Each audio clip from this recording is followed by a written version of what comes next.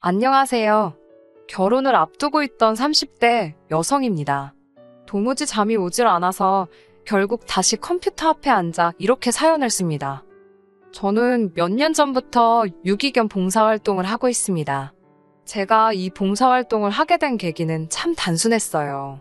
대학교 졸업을 위해서는 봉사활동 점수를 채워야 했거든요. 동물을 좋아하니까 유기견 봉사를 해봐야겠다고 생각했고요. 그렇게 시작된 일이 어쩌다 보니 지금까지 이어지게 되었네요.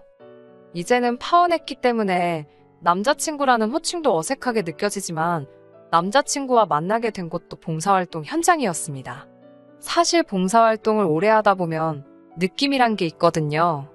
저 사람이 여기 왜 온 건지, 얼마나 열심히 할 사람인지 그런 것들이 눈에 보인달까요. 그래서인지 솔직히 남자친구에 대한 첫인상은 그렇게 좋진 않았습니다.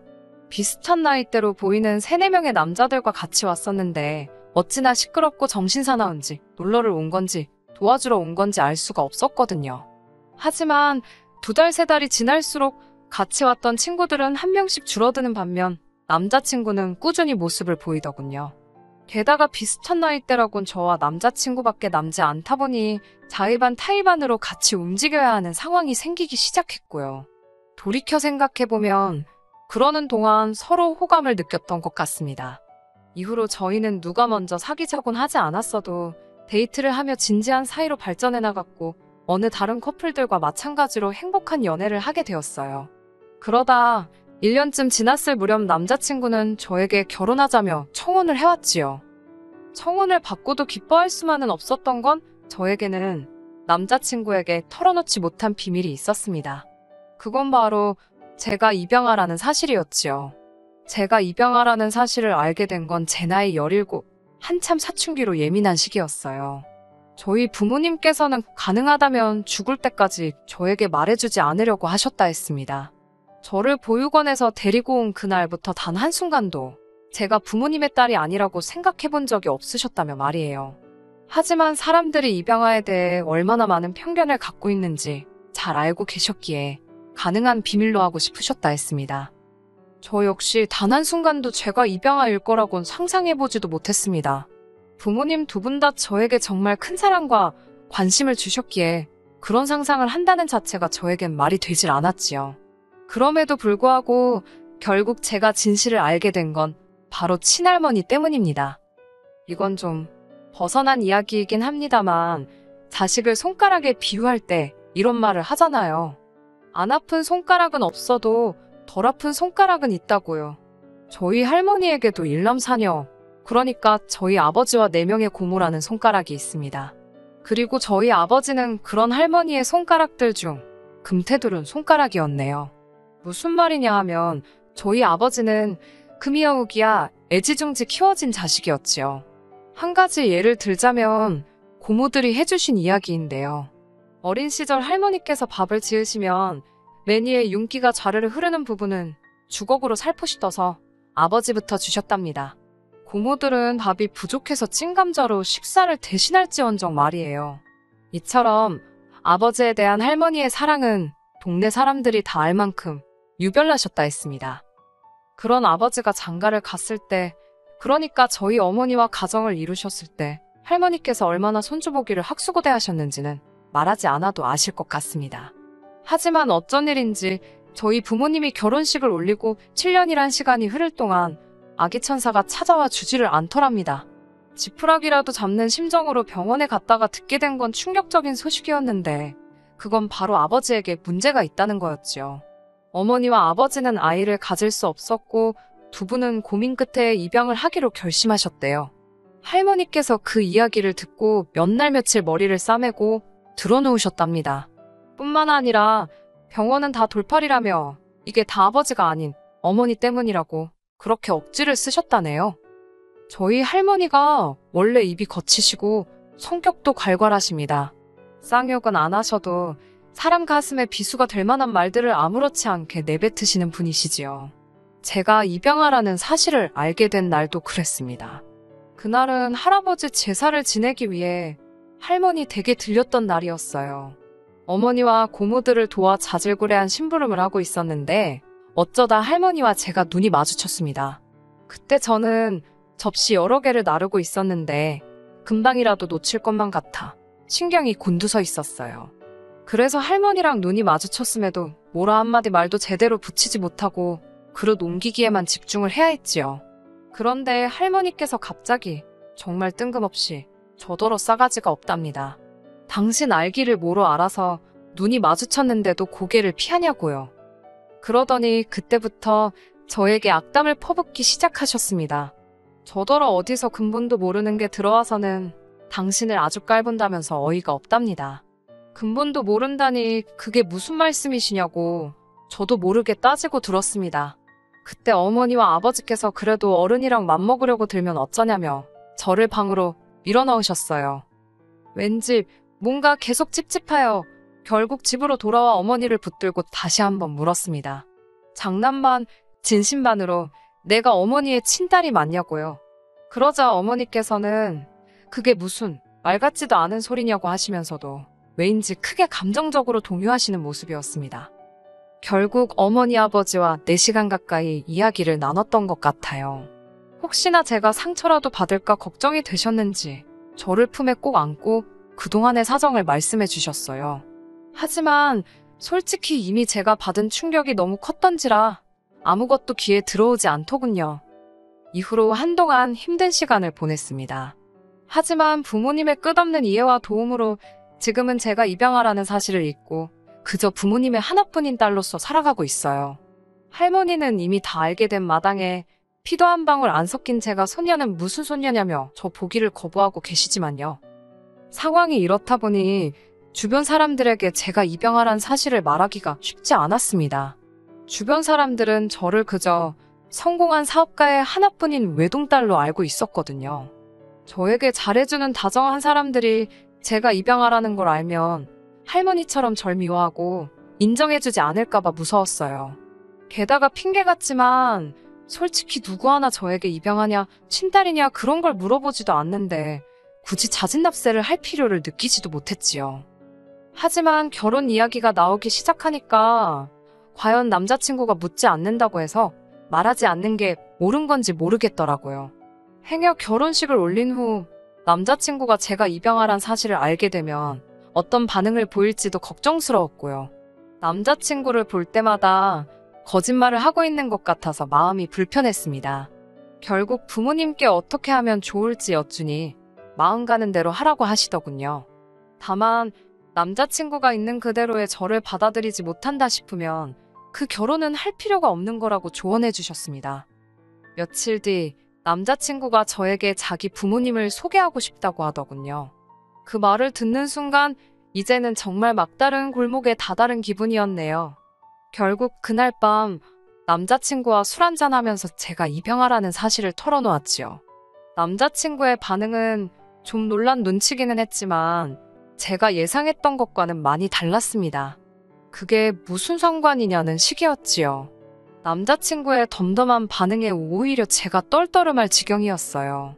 그래도 큰 산을 넘어선 기분이라 한결 마음이 편하더군요.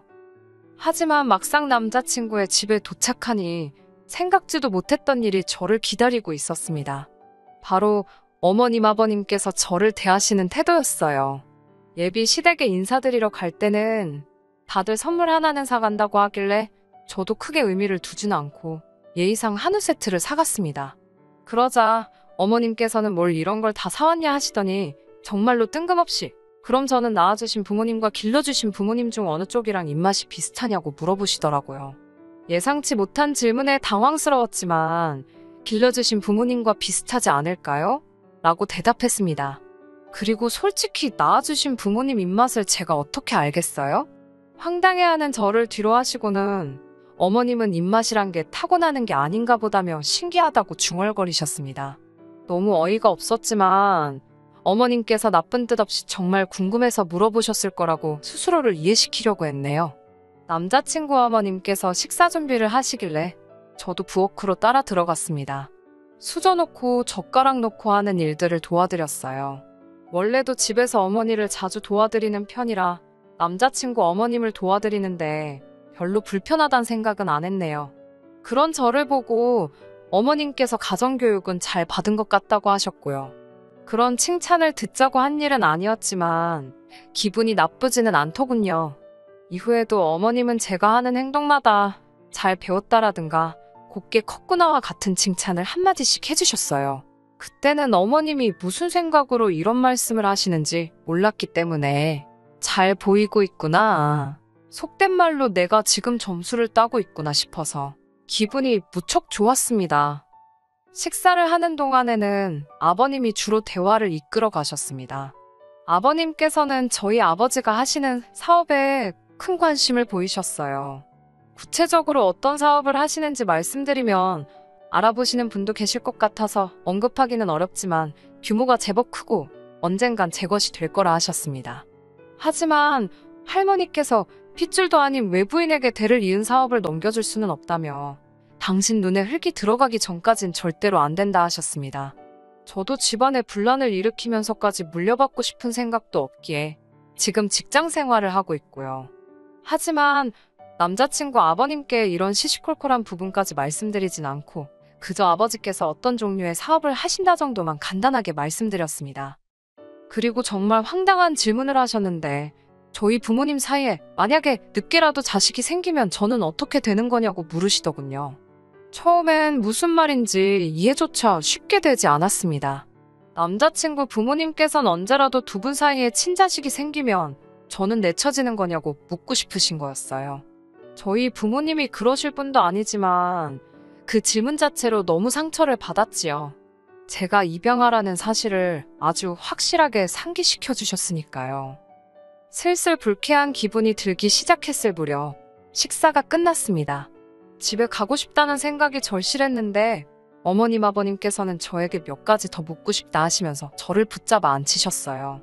그렇게 다시 한번 어색한 대화 시간을 갖게 되었습니다. 어머님께서는 저더러 절 낳아주신 진짜 부모님에 대해서는 아는 게 좀 있냐고 물어보셨습니다. 그런 질문 자체가 불편하고 황당해서 이름이고 뭐고 아무것도 아는 게 없다고 말씀드렸지요. 그러자 이번엔 아버님께서 결혼이라는 게 남녀둘이 좋아서만 되는 것도 아니고 양쪽 집안 어른들이 어떤지도 봐야 하고 라며 말끝을 흐리시더니 결혼이 제가 생각하는 것보다 훨씬 어렵고 까다로워서 그렇답니다. 그러면서 혹시 저더러 IQ 테스트는 해본 적이 있냐고 물으시더군요. 요새 누가 그런 걸 하나요? 그리고 참고로 저는 한국에서 5손가락 안에 드는 대학을 졸업하여 누구나 들으면 알 법한 직장을 다니고 있었고 어머님 아버님도 그 사실을 잘 알고 계셨습니다. 한때 결혼까지 생각했던 남자친구를 깎아내리기는 싫지만 학력이나 직업면에서 남자친구에 비해 월등히 나은 조건이었지요. 그럼에도 불구하고 제가 결혼을 결심했던 건 그의 배경이 아닌 그의 성품을 사랑했기 때문이고요. 아무튼 아버님께서 덧붙이시기를 타고난 머리가 좋은 건지 아니면 악으로 깡으로 버틴 건지 궁금하셔서 물어보셨답니다. 이후로 잠시 동안 불편한 침묵이 이어졌고 제 마음 한켠에서는 이 결혼을 하는 게 맞는 건지 모르겠다는 생각이 스멀스멀 피어오르고 있었지요. 무엇보다 절 속상하게 했던 건 이 모든 과정 속에서 남자친구는 아무런 말도 하지 않았다는 거예요. 별 반응이 없었던 건 술에 취해서 그랬던 건가 싶어서 마음이 더더욱 씁쓸해지더군요. 그때 어머님께서 질문을 해오셨습니다. 저더러 건강검진은 받아봤는지 산부인과는 가봤는지 그런 것들을 물어보셨어요. 건강검진은 부모님과 함께 거의 매년 받고 있다 말씀드리니 이번엔 유전병 같은 게 걱정이랍니다.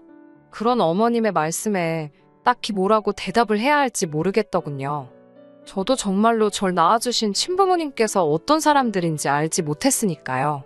이쯤 되니까 도대체 무슨 말씀이 하고 싶으신 건지도 모르겠고 기분만 점점 나빠지고 결국 제가 먼저 어머님 아버님께 혹시 저한테 뭐 궁금하신 게 있으신지 여쭈어 봤습니다. 저는 솔직히 저를 낳아주신 부모님에 대해서는 아는 바가 없지만 저를 길러주신 부모님에 대해서는 무엇이든 대답해드릴 수 있다고 말이지요. 그러자 어머님이 하시는 말씀은 충격적이었습니다. 피는 물보다 진하다는 말 알지 않냐면서 그 피가 어디 가겠냐 이런 말도 있지 않냐고요. 저를 낳아주신 분들이 어떤 사람인지 그걸 알아야 이 결혼을 허락할 수 있을 것 같다고 하셨습니다. 황당해서 제가 남자친구를 쳐다보니까 남자친구가 미안하지만 어머님 말씀도 틀린 게 하나 없답니다. 뒤이어 어머님께서는 일단 당신 아들이 저를 너무 좋아하니까 반대하지는 않겠다며 대신 사람을 사서 제 뒷조사를 하시겠다더군요. 그러면서 기왕 이렇게 된 거 다 같이 저를 낳아주신 부모님이 누군지 한번 찾아보자셨습니다. 제가 그 사람들을 왜 찾냐고 하니까 너의 뿌리가 궁금하지도 않냐면서 당신들은 제 출처를 확인하기 전까지는 완전히 저를 받아들일 수 없다셨습니다. 더불어 당신과 함께 건강검진도 받고 산부인과도 가서 어떤 병이나 유전적으로 하자가 없는지도 확인해보자셨어요. 말 같지도 않은 어머님의 말씀에 너무 어이가 없어서 이유를 물어볼 가치도 느끼지 못했습니다. 제가 어머님께 지금 쇼핑이라도 하시는 거냐고 저를 뭐라고 생각하시고 이렇게 무례하게 행동하시냐 물었습니다. 어머님 아버님 두 분 다 하신다는 말씀이 그러면 자기들이 뭘 믿고 당신 아들과 결혼을 시키냐입니다. 원래 부모를 보면 자식을 아는 법인데라며 말끝을 흐리셨고요. 저는 더 이상 이런 막말을 듣고 있을 이유가 없다고 생각했고 하신 말씀을 그대로 되돌려드렸습니다. 어머님 아버님이 이렇게 생각이 없으시고 막말을 하시는데 거리낌이 없으신 걸 보니 남편에게 상식과 교양을 기대하긴 그른 것 같다면서 저는 그런 남자를 남편으로 맞을 생각이 조금도 없다고요. 그리고는 냉장고를 열어 제가 사왔던 한우를 다 끄집어내어 하나도 빠짐없이 챙긴 뒤 그 집을 나왔습니다. 그대로 차에 올라타니 남자친구가 이렇게 가면 키워주신 부모님 얼굴에도 똥칠하는 거라며 저더러 잘 생각하랍니다. 저는 키워주신 부모님이 아니라 그냥 부모님이라고 입 조심하라고 소리를 질렀고 그대로 차를 출발시켰습니다.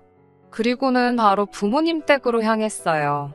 인사드리러 간다던 애가 눈물 콧물을 흘리며 집에 도착했으니 부모님이 얼마나 놀라셨을지 말씀드리지 않아도 아실 거예요.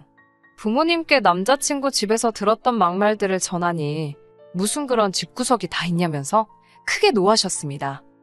이후로 며칠 동안 남자친구에게서 간간히 미안하다는 전화와 문자가 오긴 했지만 제 마음은 나아지지 않더군요. 오히려 그 집에서 바보같이 당하고 온 게 생각나 분한 마음만 커져갔습니다. 하지만 결혼한 사이도 아니다 보니 제가 실질적으로 남자친구에게 줄 수 있는 타격은 없더라고요. 그게 지금도 한이라면 한입니다. 어머니께서는 보란듯이 잘 살면 그것이 최고의 복수라며 저를 안아주셨습니다. 그리고 저에게 낳아주신 부모님이 궁금한지 물어보셨어요. 저는 궁금하지 않다고 말했습니다. 저에게는 어머니 아버지가 계시고 두 분이면 충분하다고요. 남자친구는 뭔가 깨달은 바가 있는지 아니면 자기 인생에 저 같은 여자는 다시 못 만날 걸 깨닫기라도 했는지 미안하다며 몇 번 집 앞에 찾아오기도 했습니다만 저희 아버지께 걸려서 온갖 욕이란 욕은 다 처먹었습니다. 한 번은 아버지께서 갯값은 물어주면 그만이라며 골프채를 휘두르시는 걸 간신히 말리기도 했네요. 지금 저는 부모님 댁에서 몸과 마음을 추스리며 지내고 있습니다. 입양아란 사실이 제가 아닌 척 한다고 사라지진 않겠지요. 하지만 더 이상 그 사실 때문에 주눅들어 살지 않으려고요. 그저 어머니 아버지의 하나뿐인 딸로 행복과 사랑을 누리며 살 거예요. 저와 부모님을 위해서라도 말이지요. 끝까지 들어주셔서 감사합니다. 오늘의 사연은 여기까지입니다. 구독과 좋아요, 알람 설정 부탁드리고 더 좋은 사연으로 다시 찾아뵙겠습니다. 감사합니다.